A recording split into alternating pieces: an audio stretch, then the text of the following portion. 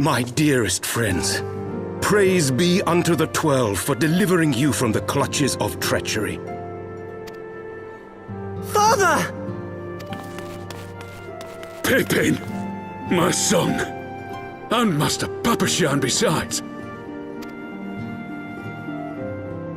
Forgive me, Father. I should have been at Her Grace's side. Save your tears. The Sultana yet lives. You. It was I who arranged this gathering. And judging by your perplexed expressions, it would seem introductions are in order. I am Dulala, head of the Order of Noldthor, and member of the Syndicate.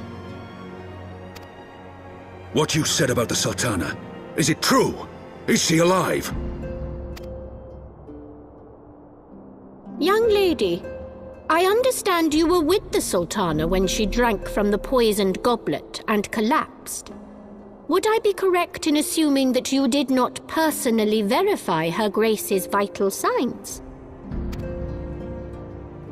Why ask when 'tis plain you know the answer? Calm yourself, General, and let me finish. The truth is not as you imagine it. You are all victims of a most ingenious ruse. A ruse conceived to eliminate the threat posed by Teleji Adeleji. 'Tis my belief that Teleji plotted the Sultana's assassination alone, but that Lolorito caught wind of his plot and exploited it to his own ends. He sought to manipulate you into eliminating Teleji for him, and you duly obliged. At one fell swoop, he removed his two foremost rivals, all the while remaining above suspicion.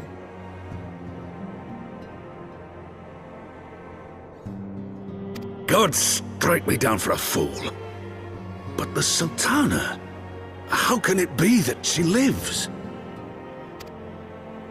She lives because Lolorito willed it. Her own lady-in-waiting is but one of his many little birds. By her sleight of hand, the poison was switched for a less deadly draught before it could reach her mistress's lips. Some manner of sedative, perchance, of a potency sufficient to induce a slumber like unto death. Were I to guess, I would say Her Grace is being held somewhere, dreaming dreams of a brighter Uldar, even as we speak.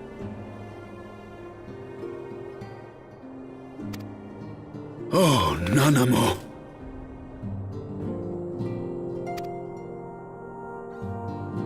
I will never forgive Lolorito for his part in this. Though Lolorito's hands are far from clean, they did pluck Her Grace from the jaws of death. That must count for something. And though one may call the man's methods into question, it cannot be denied that he knows the value of stability, to the very gill, like as not. He craves power, 'tis true, but he has no desire to depose the Sultana. I had never taken sides in your feud with the monetarists, but it was not for want of concern for our nation's welfare. Indeed, 'twas out of the desire to see order restored that I furnished your Far Eastern friends with information and arranged this gathering.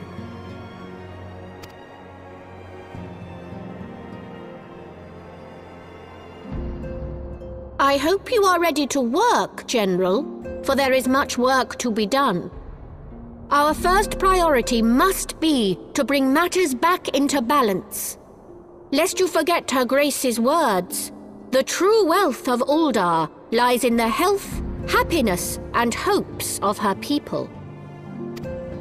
As for the more worldly kind of wealth, I am content to let Lolorito help himself to whatever Teleji Adeleji left behind. You, meanwhile, must do that which you alone can do. Rescue her Grace, and take your place at her side once more, for her sake and that of our nation.